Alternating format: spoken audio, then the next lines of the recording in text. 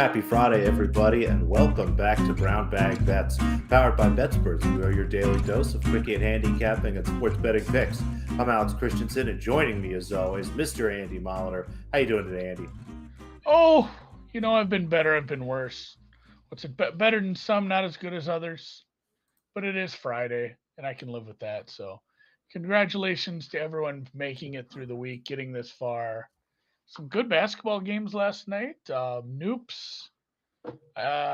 Honestly, we just needed Luke List to not screw up the last five holes, and we'd have had an absolute clean sweep of the board. Not only a clean sweep, but a bunch of plus money stuff. I actually bet List at like plus 125 after the show. I found a better line. He was up two strokes with like four or five to go.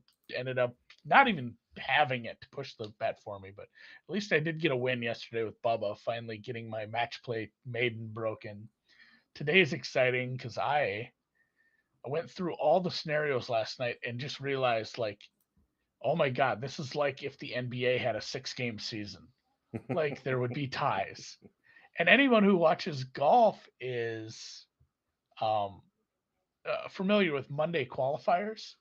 It's usually there's like four spots where you can win your way into the tournament that week by playing a single round tournament on Monday. And somebody said this to me once. Oh man, they always have playoffs. Well, yeah, it's an 18 hole event, so there's just way more chances for there to be a tie at the top. One time this year they had a 16-man playoff for one of the spots. So, it's just like a smaller sample size is just conducive to more ties. And that's what we're looking at with this WGC. I went through every group, and every single group has, if not a high probability, at least a decent likelihood of having a playoff played in it. And I do think they wait till all the golf is, they have to because the course is being used by other men at that point. So they have to wait until everybody's through and then play all the playoffs. So it's a whole thing. I don't know. They if we end up with a lot of them, it might be later on today that we actually find out who's advanced in Yeah. these brackets. It's a mess, but there could be some three-way playoffs in about seven different groups. Very excited to see. Most of my bets are alive as far as group winners, as far as outrights and stuff. So as much as I'm not digging betting on that tournament because my matchups have been horrid, I'm going to pay a lot of attention because it's a ton of fun. And the I'm Hall of excited Fame, for the the Hall of Fame playoffs. game.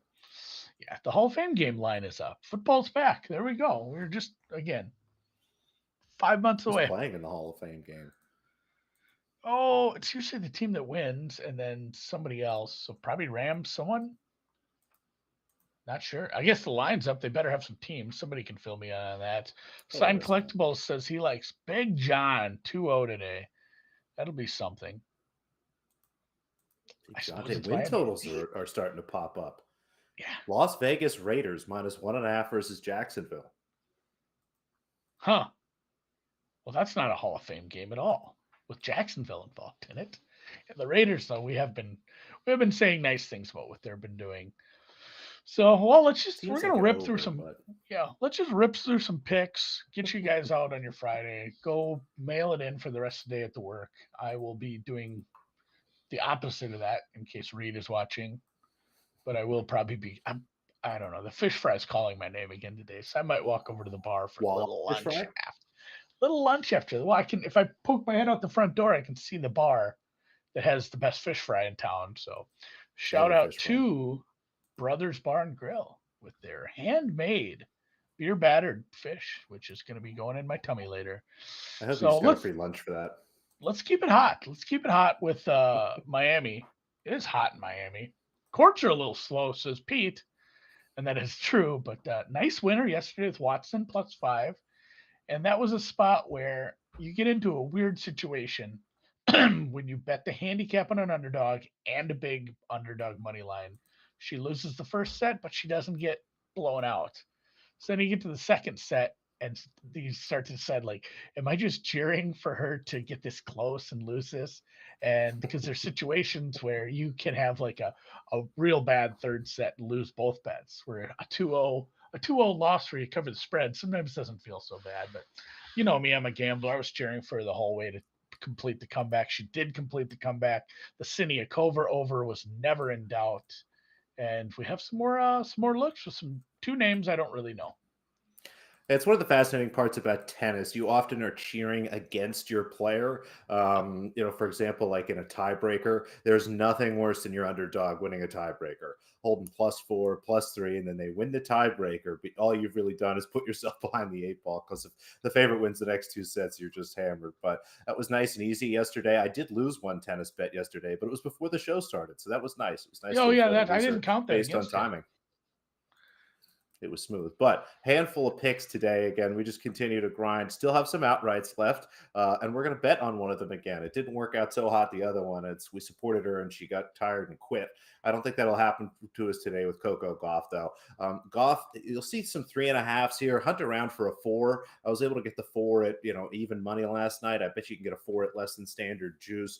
If you wanted to sell out to a 5, if you're feeling saucy, that's not a bad idea at all. She plays Wang Jiang, who's having a nice little comeback year, starting to fight her way back up the rankings, but is just going to be totally outclassed and overwhelmed by talent differential tonight. And although the slower courts might help Wong, who is generally a better mover and has a little bit higher level of fitness, it's going to be almost impossible for her to hit winners through some of these slow courts. Now, she's won a handful of matches, but has yet to face somebody like Goff. This is a huge jump up in competition for her.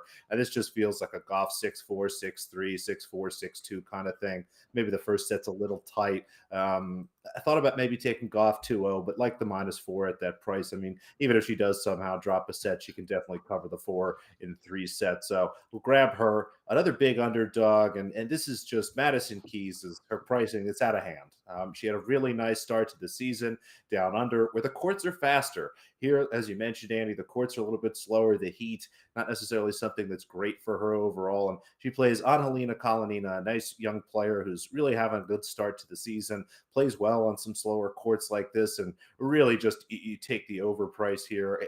This should be closer, honestly, to +225, +220. So +290, which you can find just about everywhere, is a nice play. Now, I'm not taking the spread here this time. If Keys is playing well again, she's just going to win this match 6-1, 6-2 kind of thing. But this could be competitive. If you wanted to, maybe Kalinina +1.5 sets, that should be a nice plus money price there. Thought about maybe that, but I just think the money line is the best. And this next match is actually tomorrow. Daria Seville, formerly Daria Gavrilova. Now I think the Oh, highest ranked that's Australian why tennis I player. didn't know the name. I keep forgetting she changed her name too.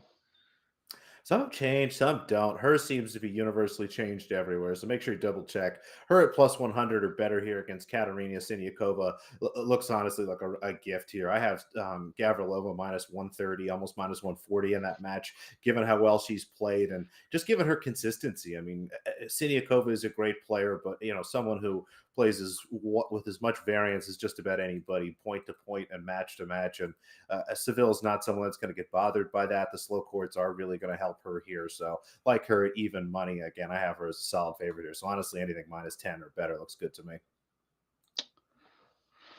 2 days worth of tennis. I appreciate that. Little tennis for tomorrow. I can get down. I can You get need a down. little tennis. Did you bet I'm actually? Did you writing. actually bet college basketball? I'm sick of this. Here's college basketball, but I didn't bet anything. I have one today. And Did you not have the only that, Stones? Had a I'm boy. gonna joke about this because I'm riding like a 9 game lean streak now. I said, boy, I would really look hard at the Gonzaga under, and that comes in like 15 points under the lowest total you could have found. Like, I just gotta fire on something. It's a weird part of the year for me with just getting to this point. My numbers will make St. Peter's a lot closer to Purdue than I actually believe that game will be, just based off some of the size disparities. And I get it. Yes, they beat Kentucky, but the fact that the St. Peter's Peacocks were able to score as many points as they did 2 games in a row, I don't ever want to say a team is due for regression over a small sample size like that, but that is not the team that St. Peter's is or has been for the year. So I am going to take some Purdue. I'm probably overthinking it. I probably should just bet the spread. I didn't want to bet this, full game team total over though, just based on sometimes you can end up this game is obviously the highest likelihood of being a blowout and the end of the game getting weird. So Purdue to score 35 points in the first half. I know it could be a slower game, but Christ, I have them pegged for scoring like 38. Like this is, and oh, it's only 3 points. It's only one bucket. That's a decent sized edge when you're prognosticating your mean average score here. So I think this is a little low. I just didn't want to play the 73 for the full game. If things get real slow, and we don't end up with any fouling, like if the Peacocks are down by 15 with 3 minutes, you might foul a little and then end up just doffing your cap and saying, "All right, go on, Boilermakers. You're who we'll cheer for now. We'll just do beat up Make ads at those this point." boilers. Yeah, so Boilermakers, and this is the thing too. I was looking for these on the legal books, and I can't log in to my DraftKings account. I can't log into my FanDuel account from Minnesota, but I can pull up like their skins on online. But it always defaults if you're not logged in. It defaults me to the Jersey ones, and this game just isn't up because St. Peter's is a Jersey school. So that was kind of annoying this morning. I had to hunt around the offshores to find this, but this is a Bodog Bovada line for me, and I'm guessing it's similar everywhere else. Yeah, like AJ dot. Purdue should name their score. Like if they scored 45 in the first half, would not surprise me. The rest of the action, I'll probably just be taking in. I think a lot of those lines are pretty good. Obviously, the UCLA North Carolina game is very dependent on a certain player being in or out, which we've seen reports both ways now. So we'll see how that one goes. I can see North Carolina taking that one though. If I had to play it right now, just based on my inklings, I would just take UNC straight up. So see if I can keep my Andy's wuss lean streak up to 10 with UNC money line. Love it. Got to sprinkle it now, I guess. I mean, it was just sad watching Texas Tech, my last actual chance at making some money. Goodbye. Yeah, they were in it too. What was sad was how late those games were on. Christ on a bicycle, those games went till forever. Like I just want to go to bed here. Just because both those games with like 10 minutes left were very close games, the late ones, and I had to sit there and pay attention. I didn't want to go to bed if they're both blowouts, I might have gone to sleep. But stayed up to the bitter end on those, and probably will do the same tonight. I guess it's Friday, so hell with You it. have no other choice. Similar to tennis, there was no NBA matches. NBA matches. There were no NBA games while we were doing the show yesterday. So we can't say, oh, Alex lost one during the show, but we're not going to count it. We're not putting an asterisk on the NBA. NBA was very good to you yesterday, and it wasn't particularly close, sweaty, difficult. Those A rocking chair day like that is nice. You had a total go over by 40. You bet a team -1. It got steamed up to like 3.5. But even the people who were just horrible steam chasers, board cleaners, board watchers, the absolute chasers of the worst number, they still covered by 15 points. Pelicans really ripped through the Bulls last night. That was an easy one. Should have sold some points. It's again something I'll have to go back and look at how much better that would have been. But man, it's nice when it's easy, and I guess I should be nervous. But what the heck? Let's go back again today. There's a handful of games, 7 tonight on the slate, and for whatever reason, the smaller the slate, the more I bet. It doesn't really make a whole lot of sense to me, but it seems to work. Got 3 picks of the 7 games tonight. I know producer Dan is going to hate the first one. We're going to take the Atlanta Hawks -2.5, hosting the Golden State Warriors, who continue to struggle and just look out of sorts and honestly like a mediocre basketball team without Steph Curry. The Hawks, again, struggling, kind of putting together a lineup every night with how hurt everyone are focused on trying to get in some sort of shape here to win some games here, to have some form going into the play-in games, but just a really bad spot for the Warriors, who again kind of are getting trounced every night without Steph Curry. And this is a game I have closer to 5. So anything Hawks -3 or better looks good to me. Your Timberwolves, Andy, continuing for whatever Is reason. that a Timberwolf in the background? That might be a Timberwolf. He's a much tinier and blonder, and it's my dog who doesn't seem to understand the concept of doors, and that people can't seem to hear him. So, excuse me for 1 second. Let's see if I get him to stop. I like this. Alex gonna yell at a dog. Let's see. He'll get there. He'll get over it. He's mad about something. Timberwolves -3. I guess he's excited that I'm backing the Wolves.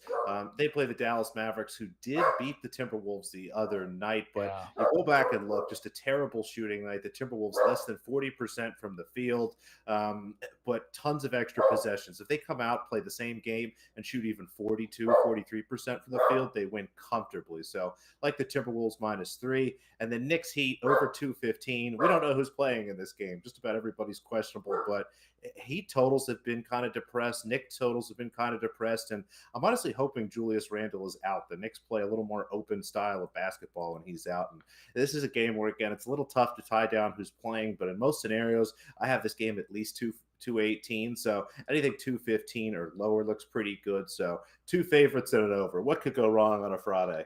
Yeah. It's, fade the dogs Friday because the dogs are barking though. Apparently, I know. I I wonder if think that's Dan an just omen. made the See same joke as who me. gets it. Um, yeah, and it was nice. I guess it was nice that the Suns got the win for my Timberwolves. Knocked the Nuggets down a peg. If the Timberwolves could win tonight, they'd be a half game out of that sixth spot. Again, with a much tougher schedule, and I think the Nuggets have the Thunder up next. So we need the Nuggets to slip against some bad teams. I made a couple plays in the WGC Dell Technologies match play tournament. Today is nut cutting day. We are at the final round of the round robin play, which is always weird because you have various levels of motivation. And I was actually going to go look this up from last year. I wonder how the guys, not every group has a player who's dead, like eliminated, but most do. Anybody who's 0 and 2, if you have an 0 and 2 player, you're dead. There's like 10 of those. There's one group who has two players eliminated because Paul Casey is out and somebody else finished 0 and 2. So essentially, the two players playing each other who are 2 and 0 have to whoever wins is in, and if they have, obviously it'd be they'd keep playing, they'd do a playoff. But there are some dead players, and I hated playing against them. Mark It's hard to Leishman. figure out who wants to be a spoiler or not, right? Yeah, I know. They're still the thing is like they will get the exact same amount of money. I think it's just the same amount of money for not advancing. I don't know if you get any extra for a win or any extra points. I think the points are all based on advancement. So yeah, maybe there is a little bit of FedEx points to be had. I know the half is pointing that out. So I'm going to double check, but it's lower motivation. And truthfully, these are price based numbers for me. I ran my numbers and it has nothing built in about motivation. So the fact I'm playing against two eliminated players already almost just scares me more than anything. But Luke List all week, he needed to get it done yesterday, couldn't do it. Playing against Leishman, I make this a bigger Try thing. again. This is about the most I'd lay on List ever, -125, playing against another golfer who can play. But Luke List played okay yesterday. I'm fine with this one. And then I didn't get a price on this one. That's my fault. But Watson Bubba for the third straight day. I'm going to play all three of his matchups. I lost one. I won one. This is the rubber match. Again, Harmony is eliminated. I have Bubba to win the group as well, too. He needs this quite badly. Just looking at the Doubling down. I like it. the going down with the ship with Bubba Watson. And if you look at the groups too, I don't think he completely controls his destiny, but all you can do is control the part of the destiny you do control. I'm gonna look this up actually because I have this right here. I'm just gonna type Watson in the old search bar over on the Discord, see what comes up. Bubba with a win plus an answer loss creates a playoff with Simpson. That's Bubba Simpson. Bubba, or that's Webb Simpson. A win plus an answer have creates a playoff with answer. So I think Bubba is just no matter what, he's playing a playoff against answer or Webb Simpson. So either way, he's playing extra golf today, no matter what happens. So we're cheering for him. We're not cheering for a Duke UNC Final Four game. We want both those teams to lose, even though I So, just said one of them to win. so I've got a price up here, and it looks like Watson's -15 or +105 if you want to exclude the tie. And yeah, if you do believe in the motivation thing, Watson having is as good as a loss for him. So him tying over the 18 holes with Harmon is the same as as losing. It would knock him out of the group completely. He would not be able to advance. So that would ruin things for him. So Bubba he has Watson to needs win, a you're win saying? today. Yeah, he it's a must win. Okay, so he Must can't win. draw. Yeah, drawing having the matchup, which would create a half point for him, would not put him in the playoff. They would Yeah, just, take the plus if he 105 then. ties, yeah, if he ties over 18, that's the last hole of golf he'll play here. So I don't mind the 3-way, but it looks like I did play minus 115, minus 120 on the 2-way line on this one, and that's probably it for the week for us. Enjoy the Elite Eight games this It's weekend. quite a bit. I hope it's enough. I think we came through this week. Gave plenty. Matt had some hockey futures. I'm also a Minnesota Wild future holder now, so I have stake in the team essentially. I'm like an owner. Me and A That's how Rod it and the works. Wilfs owning Minnesota teams. Not a big deal. So yeah, like, subscribe. If you listen to this in a podcast form, that'd be great. If you're on the YouTube, if you're not subscribed already to the YouTube channel, I would hit that button. That helps. If you haven't hit the like button, it's super easy. I'm not asking a lot out of you. I'm not asking for money. I'm not It's a asking for, yeah, it's just a click. click. Just click the like. It's Just easy. click it. Come on, Just please. a little click. So, all right, we'll click our way into the weekend. See you guys.